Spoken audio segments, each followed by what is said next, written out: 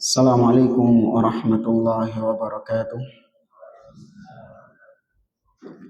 Innal hamdalillah nahmaduhu wa nasta'inuhu wa nastaghfiruh wa na'udzu billahi min shururi anfusina wa min sayyiati a'malina. Man yahdihillahu fala mudilla lahu wa man yudlil fala hadiya lahu. Wa ashhadu an la ilaha illallah wahdahu la syarika lah wa ashhadu anna Muhammadan abduhu wa rasuluh. Ya ayyuhalladzina amanu taqullaha haqqa tuqatih wa la tamutunna illa wa antum muslimun. Ya ayyuhan nasu taqu rabbakumul ladzi khalaqakum min nafsin wahidah wa khalaqa minha zawjaha wa batha minhuma rijalan katsiran wa nisaa'a wattaqullaha alladzi tasaaluna bihi wal arham innallaha kana 'alaikum raqiba. Ya ayyuhalladzina amanu taqullaha wa qulu qawlan sadida yuslih lakum a'malakum wa yaghfir lakum dhunubakum wa may yuti'illaha wa rasulahu faqad faza fawzan 'azima. Amma ba'd, fa inna asdaqal hadithi kitabullah wa khairal hadi hadiyu Muhammadin sallallahu alaihi wasallam wa syarrul umuri muhdatsatuha wa kullu muhdatsatin bid'ah wa kullu bid'atin dhalalah wa kullu dhalalatin finnar.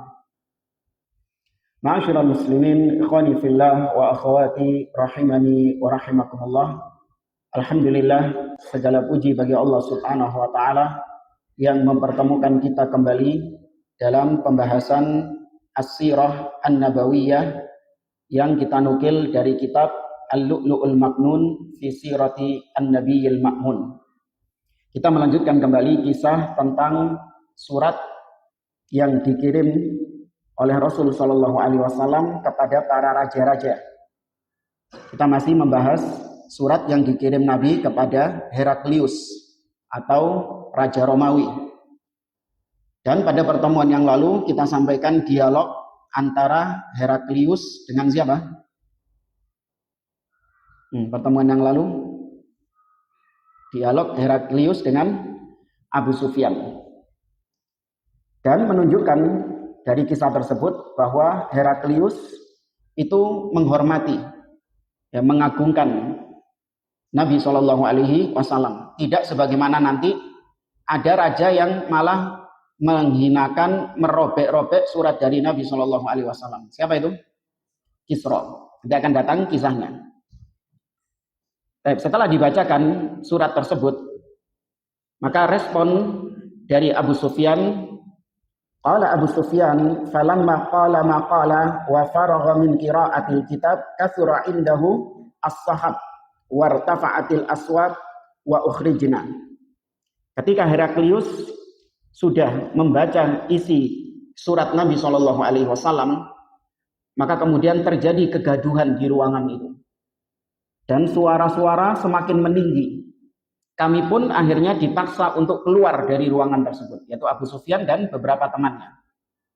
Faqultu li ashabi hina ukhrijna. Maka aku berkata kepada teman-temanku tadi waktu diusir tadi, saya metua dhisik. Kata Abu Sufyan, aku berkata kepada teman-temanku, laqad amira Amru ibnu Abi Kabsyah innahu yakhafuhu maliku banil Asfar. Famaziltu muqinan annahu sayadharu hatta adkhalallahu alayyal Islam. Jadi Abu Sufyan berkata kepada teman-temannya, ini urusannya Ibnu Abi Kabsyah, maksudnya adalah Nabi Shallallahu Alaihi Wasallam. Ini serius ini. Ini urusannya serius sampai bisa membuat rajanya orang kulit putih ketakutan. Ya, sampai membuat rajanya orang kulit putih, maksudnya bangsa Romawi, rajanya bangsa Romawi, yaitu Heraklius, sampai bikin gaduh satu ruangan.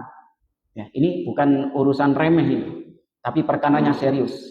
Nah, sejak saat itu aku yakin bahwa Muhammad ini akan semakin tersohor, akan semakin nampak, hingga akhirnya kelak Allah Subhanahu wa taala memberikan hidayah kepadaku untuk masuk Islam. Tapi dalam peristiwa ini Abu Sufyan belum masuk Islam. Nanti ketika peristiwa apa?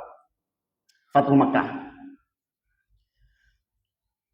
Wasara Hiraqlu ila Hims falam yarim Himsa hatta atahu kitabun min sahibi Rumiyah alladhi kana qad kataba ilaihi bi sya'nin Nabi sallallahu alaihi wasallam yuwafiqu ra'yahu ala khurujir Rasul sallallahu alaihi wasallam wa annahu nabiyyun. Maka ketika itu Heraklius mau pergi menuju kota Hims, ya salah satu kota yang ada di daerah yang ada di Damaskus. Namun ternyata belum sampai ke kota Hims, datang surat dari Sahibur Rumiyah, yaitu ya istilahnya kayak apa ya, bawahan atau daerah yang memang di sana itu dibawahi oleh kerajaan Romawi. Apa istilahnya itu kalau di sini? Ya keresidenan lah, keresidenan, ngono lah. Datang surat dari mereka kepada Heraklius yang berisi tentang Muhammad. Karena sebelumnya Heraklius sudah mengirim surat kepada keresidenan itu tadi. Di mana mereka ini sepakat bahwasanya memang Muhammad ini adalah seorang nabi. Fa'adina Hiraqlu li'udhama'ir Rum fi daskaratin lahu bihims thumma amara bi abwabiha faghulliqat thumma ittala'a faqala ya ma'syarar Rum hal lakum fil falahi war rushdi an yathbuta mulkukum fatubayi'u hadzan nabi. Maka setelah itu Heraklius mengumpulkan para udhama, ya para pembesar-pembesar Romawi. Kemudian mereka mengadakan rapat secara tertutup. Heraklius mengatakan, wahai sekalian orang-orang Romawi, apakah kalian akan mendapatkan kemenangan, akan mendapatkan kesuksesan, dan apakah kerajaan kalian akan tetap eksis jika kalian membaiat nabi ini? Maksudnya minta pendapat. Gimana pendapat kalian? Kalau kalian membaiat nabi ini, maksudnya Muhammad SAW, apakah kira-kira kerajaan kalian itu masih tetap ada atau hilang? Atau kerajaan kalian akan semakin berjaya mendapatkan kejayaan? Fahasu haisata humuril wahsyi ilal abwab fawajaduha qad ghulliqat. Maka mereka pun panik, para pembesar-pembesar Romawi ini. Mereka pun lari tunggang langgang menuju pintu-pintu, tapi ternyata pintunya sudah ditutup dulu sama Heraklius. Falamma ra'a Hiraqlu nafratahum wa aisa min islamihim wa khafahum ala nafsihi wa mulkihi. Nah, ketika melihat fenomena orang-orang para pembesar Romawi itu pada berhamburan, mereka ini menampakkan diri tidak sepakat ya dengan usulannya Heraklius tadi untuk membaiat Nabi Shallallahu Alaihi Wasallam. Nah, maka dipandang sama Heraklius bahwasanya ini kayaknya mereka nggak bakalan mau masuk Islam. Dan kalaupun aku memaksakan diri masuk Islam, maka aku akan mengkhawatirkan diriku, bisa saja aku nanti akan dilengsarkan, bisa saja aku akan dibunuh sama mereka karena ngelihat ketidaksetujuan mereka ini. Maka kemudian Heraklius pun mengatakan, rudduhum alayya. Coba kembalikan ini mereka kepadaku. Faqala, Heraklius mengatakan, inni qultu maqalati anifan akhtabiru biha syiddatakum ala dinikum. Enggak, tadi aku ngomong gitu sama kalian, itu ngetes toh. Ya, bagaimana kuatnya kalian dengan memegang teguh agama kalian. Tadi cuma ngetes toh. Faqad ra'aitu minkumul ladzi uhibbu fasajadu lahu wa radu anhu. Dan aku sudah melihat apa yang nampak pada kalian, bahwasanya aku suka respon kalian ini, bahwasanya kalian tidak mau membaiat Muhammad, kalian memilih untuk berpegang teguh dengan agama kalian. Maka kemudian para pembesar-pembesar Romawi itu pun sujud kepada Heraklius dan mereka meridhoi keputusan dari Heraklius untuk tidak masuk Islam itu. Summa inna Hiraqla akrama Dihyata al-Kalbi radhiyallahu anhu. Kemudian Heraklius ini adalah sosok yang memuliakan Dihyah al-Kalbi radhiyallahu ta'ala anhu. Siapa Dihya Al-Kalbi ini? Iya, orang yang mengantar Rasulullah sallallahu alaihi wasallam. Orang yang mengantarkan surat Rasulullah kepada Heraklius ini. Wa qala lahu qul li Rasulillah sallallahu alaihi wasallam. Dan Heraklius memerintahkan Dihya untuk mengatakan kepada Rasul sallallahu alaihi wasallam, "Inni muslim." Ya.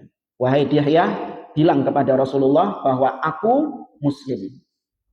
Faqad akhraja Ibnu Hibban fi sahihi bi sanadin sahih an Anas ibn Malik radhiyallahu anhu annahu qala thumma qala Hiraqlu li Rasulillah sallallahu alaihi wasallam thumma qala Hiraqlu li Rasulillah sallallahu alaihi wasallam. Diriwayatkan oleh Ibnu Hibban dalam sahihnya dengan sanad yang sahih dari Anas bin Malik bahwasanya tadi Heraklius mengatakan ucapan itu. Ya, ini muslim. Aku adalah seorang muslim. Kemudian Heraklius mengatakan kepada Dihya, "Attara anni khaifun ala mamlakati." Dan kau sudah melihat, wahai Dihya, bahwasanya saya ini mengkhawatirkan kerajaanku ini. Ya, kalau aku terang-terangan masuk Islam, aku mengkhawatirkan kerajaanku ini, kekuasaanku ini. Wa kataba ila Rasulillah sallallahu alaihi wasallam, "Inni muslim wa ba'atha ilaihi bidananir." Kemudian dia menitipkan surat. Heraklius menitipkan surat kepada Dihya yang isinya menyatakan bahwasanya dia ini muslim. Kemudian disertakan beberapa dinar untuk dihadiahkan kepada Nabi sallallahu alaihi wasallam.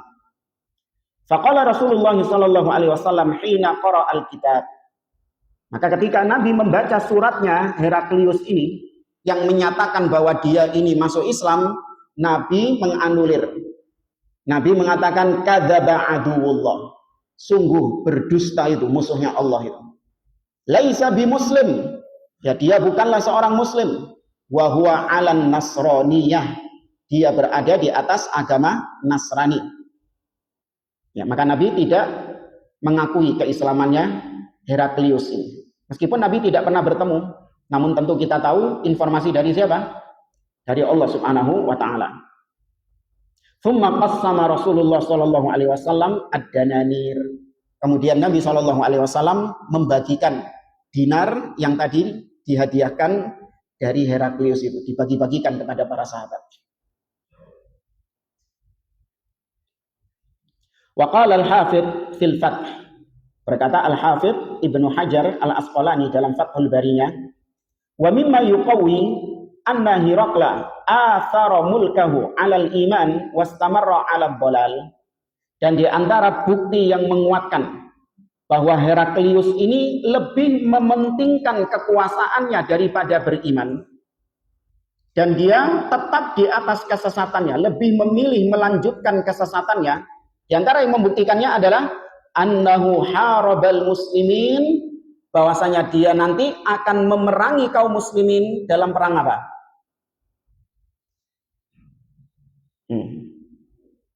Nanti dia akan memerangi kaum muslimin dalam perang apa? Perang Mu'tah. Ya, fi ghazwati Mu'tah sanata tsamanin ba'da hadhil qissah. Nanti pada tahun ke-8 Hijriah akan datang kisahnya setelah kisah ini. Baik jamaah rahimani wa rahimakumullah.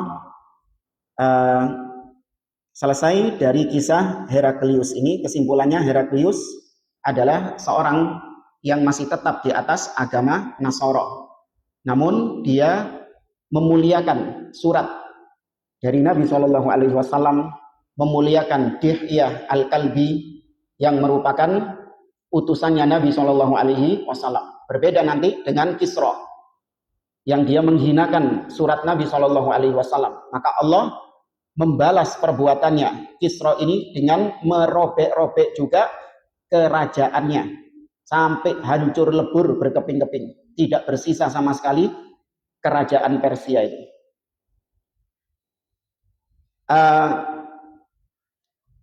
Kalau antum lihat dari sikapnya Heraklius ini, dia kan tetap dianggap kafir, bukan muslim. Karena Nabi tadi tidak mempersaksikan keislamannya. Kadzaba aduwwullah laisa bimuslim. Dia bukanlah seorang muslim. Padahal dia yakin ini namanya kekufuran apa? Namanya kekufuran itu ada jenis-jenisnya. Ada kufur namanya nifaq. Ada juhud. Ada takdzib. Ya, ada kufur syak. Ya, ada kufur istikbar. Ya, ada kufur i'rad.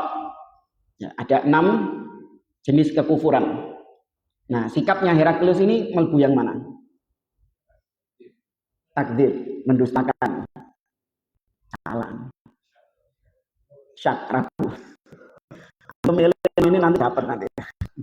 Satu-satu tadi. Yang pertama, juhud. Juhud ini adalah kekufuran yang bentuknya itu dia meyakini dalam hati, namun lisannya mendustakan. Hatinya meyakini dia, tapi lisannya nggak mau mengakui. Ini namanya kufur juhud. Seperti juga kufurnya Fir'aun. Allah mengatakan wajahadu biha wastaiqanatha anfusuhum zulman wa 'uluwa. Fir'aun dan pasukannya itu, pengikutnya itu juhud. Padahal hati mereka itu yakin dengan Nabi Musa alaihissalam. Namun karena uluwan, karena merasa tinggi kesombongannya dia dan kezalimannya dia nggak mau mengakui dengan lisannya. Ini namanya juhud. Adapun nifaq kebalikannya. Hatinya mendustakan, hatinya mengkufuri, tapi lisannya mengaku beriman. Nifaq, kemunafikan. Adapun takdzib, itu dua-duanya. Hatinya mendustakan, lisannya pun juga mendustakan. Sedangkan istikbar, ya istikbar ini kesombongan. Ya, kesombongan bahasa kekinian namanya denial. Ya, dia nggak mau menerima kebenaran karena nanti kalau dia menerima kebenaran nanti mungkin derajatnya akan turun kayak iblis. Nah, iblis nggak mau menerima kebenaran karena kesombongannya itu tadi. Allah mengatakan wa qulna lil malaikati isjudu li adam fasajadu illa iblis aba wastakbar. Nah, ini sombongnya iblis. Kekufuran iblis istikbar. Adapun syak yaitu ragu. Ya, keraguan-raguan. Ini juga termasuk jenis kekufuran. Adapun yang keenam adalah al-i'rad. Seorang berpaling dari agama Allah secara totalitas. La yata'allamuhu, tidak ada keinginan sedikit pun untuk mempelajari Islam. Ya, enggak ada hasrat sama sekali untuk mempelajari Islam. Berpaling secara total dari Islam. Ini namanya kekufuran i'rad. Baik, maka Heraklius ini masuk yang juhud, yang pertama tadi. Dia sudah meyakini, tapi dia tidak mau mengakui dengan lisannya itu. Baik. Kemudian kita lanjut, Kitabur Rasuli sallallahu alaihi wasallam ila Kisra Malikil Furs. Surat Nabi sallallahu alaihi wasallam kepada Kisra, raja Persia. Ya, Kisra laqabu kulli Malikil Furs. Tapi dia adalah julukan bagi siapa saja yang menjabat sebagai raja Persia.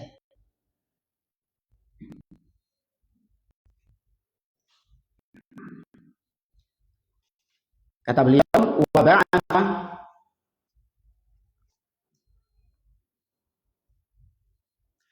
ba'atha Rasulullah sallallahu alaihi wasallam Abdullah ibn Hudzafah As-Sahmi. Nabi sallallahu alaihi wasallam mengutus seorang sahabat yang bernama Abdullah bin Hudzafah As-Sahmi radhiyallahu anhu ila Kisra bin Hurmuz Malikil Furs. Diutus kepada Kisra yang bernama, ya kalau namanya itu Barwiz atau Abrawiz ibn Hurmuz bin Anu Syarwan. Ini namanya bukan nama-nama Arab memang, nama-nama Persia. Ya, Hurmuz atau Barwiz bin Hurmuz. Yad'uhu ilal Islam, untuk mengajaknya masuk Islam. Wa amarahu an yadfa'ahu ila azimil bahrain al-Mundhiri ibni Sawa liyadfa'ahu azimul bahrain ila Kisra. Dan Nabi memerintahkan kepada Abdullah untuk menyerahkan suratnya itu kepada Raja Bahrain, agar Raja Bahrain itu menyerahkannya kepada Kisra. Raja Bahrain tadi namanya Al-Mundhir bin Sawa. Wa hadza nassul kitab, dan inilah isi suratnya itu. Bismillahirrahmanirrahim. Muhammadin Rasulillahi ila Kisra azimi Faris. Dengan nama Allah yang Maha Pengasih lagi Maha Penyayang, dari Muhammad sang utusan Allah kepada Kisra pembesar Persia. Salamun ala man taba'al huda. Semoga keselamatan diberikan kepada siapa saja yang mengikuti jalan petunjuk. Wa amana billahi wa rasulih, dan yang beriman kepada Allah dan Rasulnya. Wa syahida alla ilaha illallah wahdah la syarikalah wa anna Muhammadan abduhu wa rasul. Dan semoga keselamatan diberikan kepada yang bersaksi bahwa tidak ada sesembahan yang hak kecuali Allah, yang tidak ada sekutu baginya, dan bersaksi bahwa Muhammad SAW adalah hamba dan utusannya. Wa ad'uka bidu'aillah, aku menyerumu dengan seruan Allah. Fa inni rasulullahi ilan nasi kafah, sesungguhnya aku adalah utusan Allah atas semua manusia kafah, secara total. Sebagaimana Nabi mengatakan, kanal anbiya bu'ithu ila qaumihim khassah wa bu'ithu ilan nasi amma atau kafah. Dahulu nabi-nabi sebelumku diutus kepada kaumnya secara khusus. Adapun aku diutus kepada semua manusia secara total, termasuk bangsa Persia. Aku diutus kepada semua manusia. Li'undhira man kana hayyan wa yahiqqal qawlu 'alal kafirin, untuk memberi peringatan kepada orang yang hidup. Ya, li'undhira man kana hayyan, ya, kepada orang yang masih hidup, ya, hayyan. Wa yahiqqal qawlu 'alal kafirin, dan untuk mengabarkan bahwasanya Allah telah menetapkan azab bagi orang-orang yang kafir. Ini potongan ayat apa ini? Hah? Pura-pura kantung. Hah? Potongan ayat apa ini? Hah? Ada yang pertama tadi.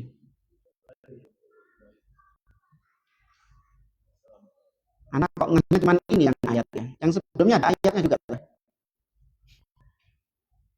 Wallahu a'lam. Yang terakhir tadi, liyundhira man kana hayyan wa yahiqqal qawlu 'alal kafirin. Surat apa? Kok ayat kursi? Yasin. Iya, Yasin saya betul. Kok baru ini antum dengarin, biasanya paling cepat antum ini. Oh ya, tahu Yasin. Makanya anak takut antum ini yang pura-pura gitu. Iya.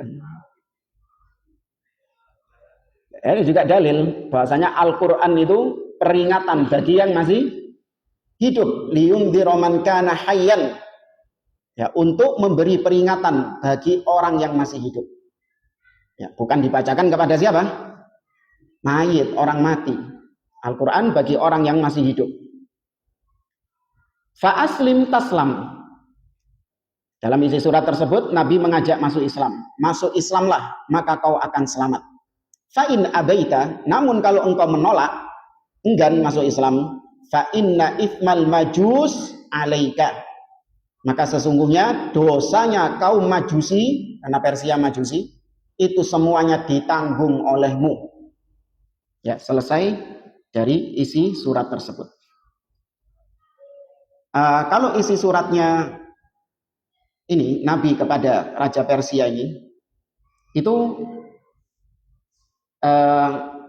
surat Nabi kepada Raja Heraklius yang tadi itu tidak diperselisihkan oleh para ulama kesahihannya.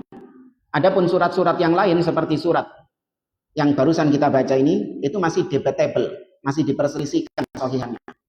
Tapi intinya kurang lebih bahwasanya inti surat Nabi itu tidak jauh-jauh dari seruan untuk apa? Tauhid, masuk Islam, menyembah hanya kepada Allah dan meninggalkan kesyirikan.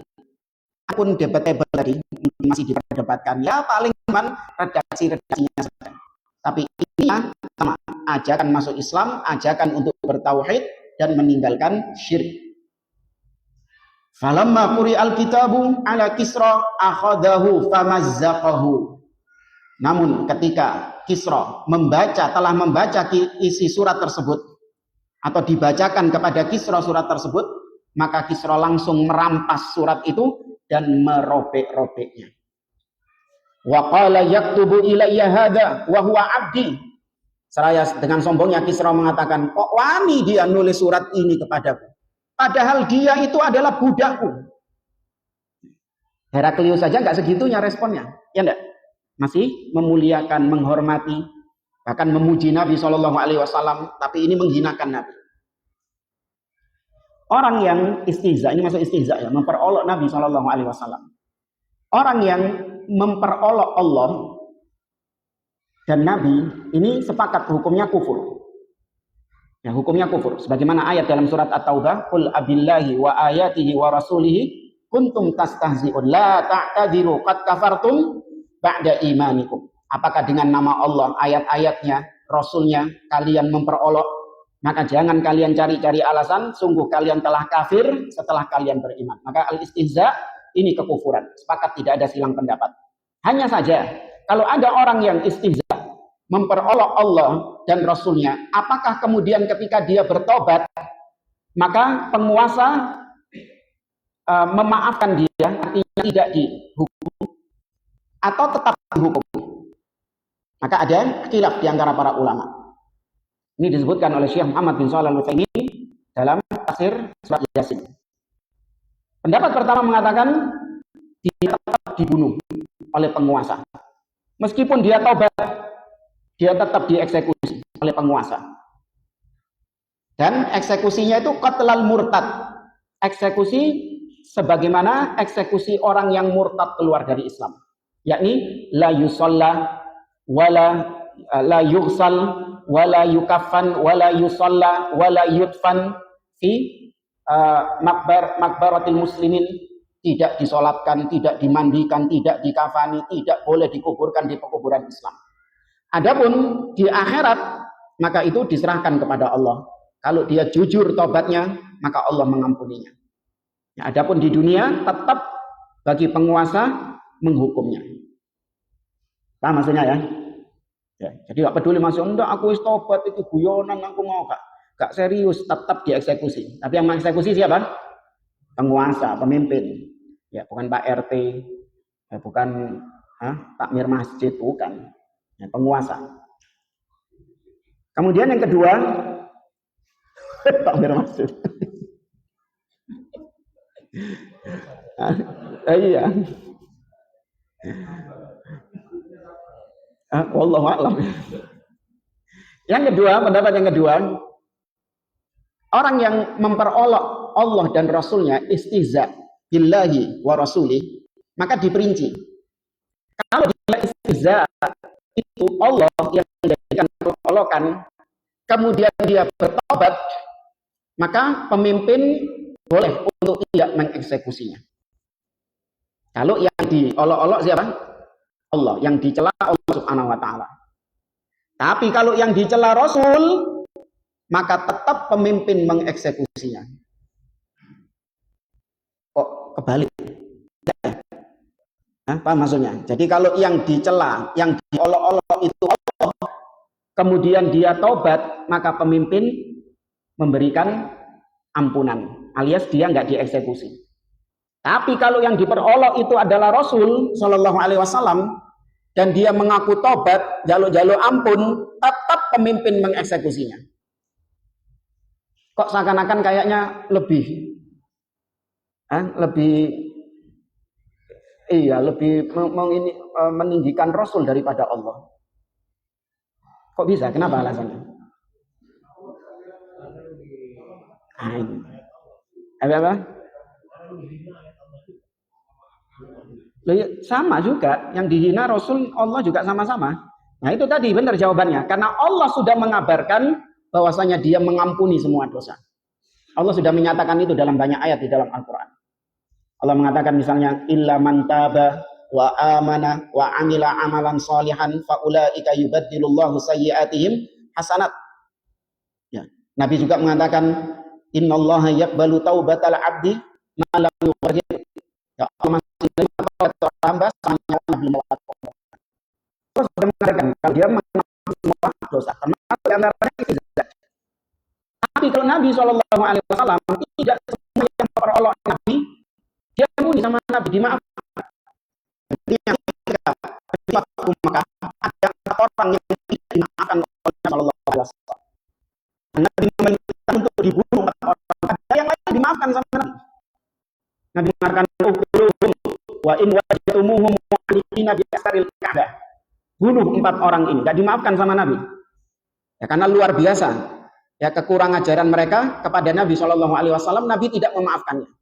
Bunuh 4 orang ini, meskipun kalian mendapati mereka ini gelantongan di kiswahnya Ka'bah. Sampai segitunya. Padahal Ka'bah ini area apa? Tanah haram, nggak boleh membunuh. Tapi karena memang itu peristiwa Fathu Mekah, maka statusnya berubah menjadi tanah halal. Bagaimana nanti kalau kita bahas tentang Mekah. Tapi di Noikuto, ya sekarang balik lagi jadi tanah haram. Apa dalilnya? La uqsimu bihadzal balad wa anta hillun. Dan engkau dihalalkan di negeri ini. Itu kata para ulama ketika peristiwa Fathu Makkah. Nah, 4 orang ini enggak dimaafkan, yaitu Abdullah bin Ansarah, Abdullah ibnu Khatal, Maqis bin Sobabah, dan yang terakhir Ikrimah bin Abi Jahal. Ya, meskipun 2 nanti dimaafkan juga sama Nabi pada akhirnya. Tapi yang 2 enggak dimaafkan, dibunuh. Ya, maka kalau memperolok Nabi tetap dieksekusi. Nah, Kisra termasuk di antara yang menghinakan Nabi SAW. Falamma balagha dzalika Rasulullah SAW da'a alaihim an yumazziqu kullu mumazzaq atau yumazzaqu kullu mumazzaq. Tatkala Nabi mendengar berita bahwa Kisra merobek-robek surat beliau, maka Nabi berdoa kepada Allah untuk kebinasaan Kisra dan Persianya juga. Ya, semoga Allah merobek-robek mereka kullu mumazzaq. Ya, istilah hancur sehancur-hancurnya. Ya.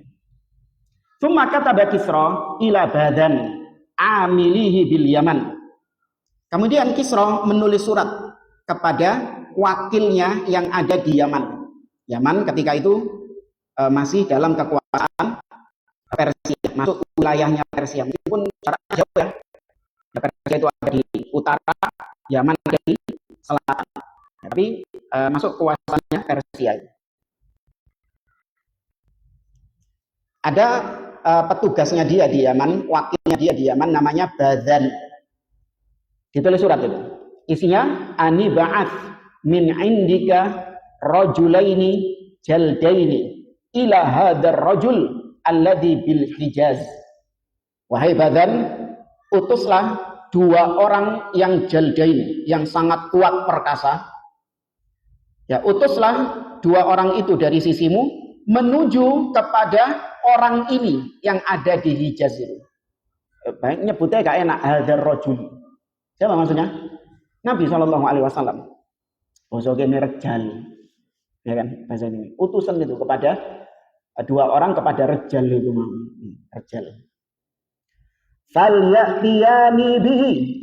Kemudian utusanmu itu tadi kalau sudah datang ke Hijaz agar dia membawa Muhammad itu kepadaku. Kongkon merini Muhammad itu. Fa ba'atsa badan qahramanahu. Ini bahasa ini ya, istilah Persia ya. Maka Badan tadi yang dari Yaman mengutus Qahraman. Ya, Qahraman ini disebutkan di sini. Huwa kal khazin wal wakil wal hafid lima tahta yadihi wal qaim bi umuri rajul bi lughatil furs. Ya, jadi ini dari bahasa Persia. Maksudnya adalah orang yang menjadi penjaga, wakil, atau yang mengurusi urusan seseorang, apa, sekretaris ya, aspri ya, asisten. Maka diutus dua asistennya Badan ini. Warajulan akhar, dan ada orang lain. Wa kataba ma'ahuma kitaban, ditulis surat. Faqadima al-Madinah, maka dua utusan tadi, dua asisten tadi berangkat menuju Madinah, dan sesampainya di Madinah, fadafa'a kitabi Badan ilan Nabi sallallahu alaihi wasallam, maka mereka berdua menyerahkan suratnya Badan tadi kepada Rasul sallallahu alaihi wasallam, yang isinya, wahai Rasul, kurang lebih ya, wahai Muhammad, ayo ikut kita ke Persia menghadap Kisra. Kon diceluk ambil Kisra. Ayo ikut kita. Fatabassama Rasulullah sallallahu alaihi wasallam. Nabi cuman mesem tok. Dimesemi sama Nabi. Wada'ahuma ilal Islam. Malah mereka berdua didakwai masuk Islam. Utusannya itu tadi. Tsumma qala lahum sallallahu alaihi wasallam. Nabi mengatakan kepada mereka berdua, irji'a anni yaumakuma hadza hatta ta'tiyanil ghad fa ukhbirukuma bima urid. Isine wis, kata Nabi. Mulia wae. Kalian baliklah, kemudian besok temui aku kembali. Sekarang pulanglah kalian, besok temui aku kembali. Aku akan kabarkan kepada kalian apa yang aku kehendaki. Aku mau ikut kalian ke Persia atau apa? Besok saja tak kabari. Faja'ahu minal ghad. Maka dua orang tadi datang keesokan harinya mendatangi Nabi sallallahu alaihi wasallam. Faqala lahumma Rasulullah sallallahu alaihi wasallam. Maka Nabi pun berkata kepada mereka berdua, abligha sahibakuma anna rabbi qatala rabbahu Kisra fi hadhihi lailah. Coba kau kabarkan kepada temanmu yang di Yaman itu, maksudnya Badan itu tadi. Kabarkan kepada dia bahwa Rabbku, Tuhanku, membunuh Tuhannya dia, yaitu Kisra. Kapan? Fi hadhil lailah. Kok begini? Ya, Tuhanku akan membunuh Tuhannya dia. Karena Kisra ini dituhankan. Tuhannya Badan yang ada di Yaman itu tadi. Ya. Kemudian itu terjadi pada hari Selasa di tanggal 10 Jumadal Ula tahun ke-7 Hijriah. Wa annallaha ta'ala sallata alaihi ibnahu Shirawai faqatalahu. Dan antum tahu siapa yang membunuh Kisra ini? Anak itu. Kayaknya luwih mesyo ukuran mesyo sing mateni adalah anaknya sendiri. Inilah kata Allah Subhanahu wa taala, aina matakunu yudrikumul maut walau kuntum fi burujin musyayyadah. Dimanapun kalian berada, kematian akan menghampiri kalian. Meskipun kalian berada di benteng yang sangat kokoh, dikawal. Dengar ini Kisra jagaannya luar biasa. Pas pampresnya itu luar biasa. Ternyata yang bunuh justru keluarganya sendiri, orang dalam sendiri, putranya sendiri yang membunuh. Yaitu yang bernama Shirawai. Kita lanjutkan setelah adzan. Wallahu a'lam.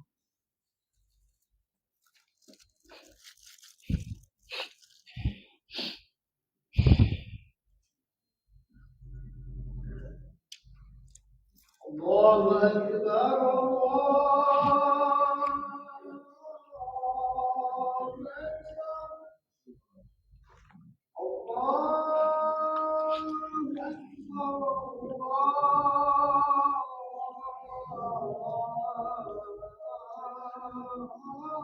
Akbar, Asyhadu an la ilaha illallah. Asyhadu an la ilaha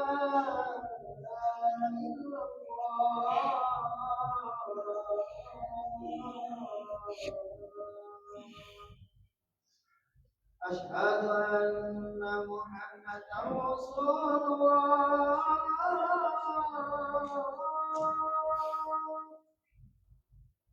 أشهد أن محمدا رسول الله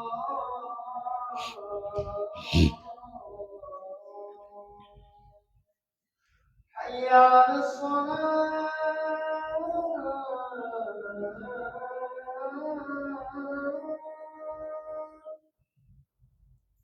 حي على الصلاة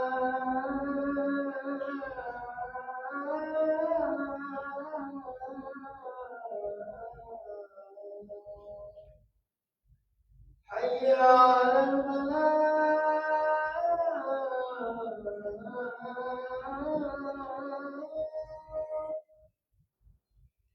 حي على الفلاح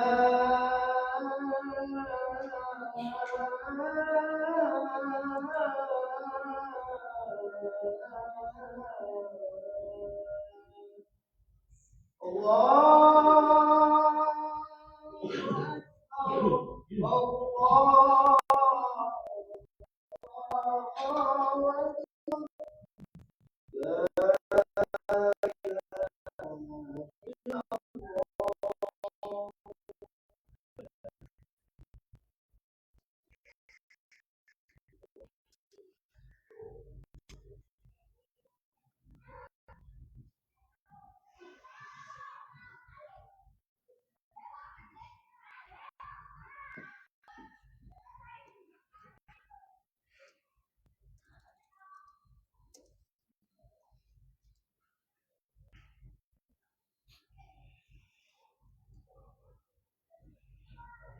Ikhwani fillah rahimani wa rahimakumullah.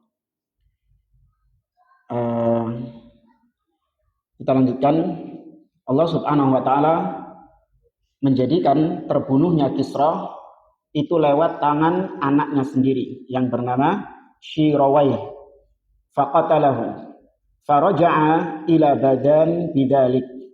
Fa aslama Badan wa aslama al-abna'u ma'ahu min Farisin alladzi kanu bil Yaman. Maka dua orang tadi akhirnya kembali kepada Badan. Nah, singkatnya gini. Disebutkan kepada dua utusan tadi, mengabarkan kata Muhammad Sallallahu Alaihi Wasallam bahwa Robnya membunuh Robmu. Ya, wahai Badan, Robnya dia, yaitu Allah Subhanahu Wa Taala, membunuh Robmu malam ini. Maka nggak lama kemudian Badan ini menerima berita bahwa kerajaan Persia sudah berganti raja. Sekarang dikuasai oleh anaknya Kisra tadi. Kenapa? Karena Kisra dibunuh. Maka ketika itu Badan mikir, Muhammad perlu tekan diri. Karena zaman biyen. Kan gitu kan. Jauh lagi jarak antara Persia dengan Madinah jauh.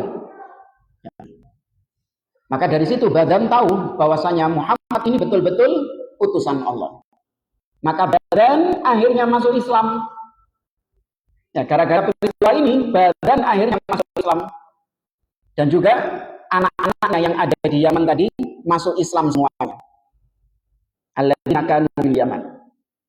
Nah, antum kalau lihat bagaimana Allah memberikan hidayah. Nabi itu menyasar Kisra, justru sing oleh hidayah sapa? Badan ini wakilnya ini tadi. Ya, ini Allah yahdi man yasha. Allah yang memberikan hidayah kepada siapapun yang Allah kehendaki. Maka jangan berputus asa dari menyampaikan kebenaran. Mungkin orang yang di hadapan antum betul tidak menerima kebenaran yang antum sampaikan. Tapi bisa jadi orang lain. Ya, orang lain yang bahkan tidak bersentuhan dengan antum langsung, justru dia yang mendapatkan hidayah. Fawaidul hadis. Di antara pelajaran dari kisah tadi, ini disampaikan oleh Al-Hafidh Ibnu Hajar Al-Asqalani dalam Fathul Bariyah. Di antara pelajaran yang kita petik, ad-du'a'u ilal Islam bil kalami wal kitabah wa annal kitabata taqumu maqaman nuqdi. Berdakwah, mengajak manusia kepada Islam baik dengan lisan ataupun tulisan. Nabi SAW mengatakan jahidul musyrikina ya bi alsinatikum bi alsinatikum wa anfusikum wa amwalikum. Perangilah orang-orang musyrikin dengan lisan-lisan kalian, dengan jiwa-jiwa kalian, dan juga dengan harta kalian.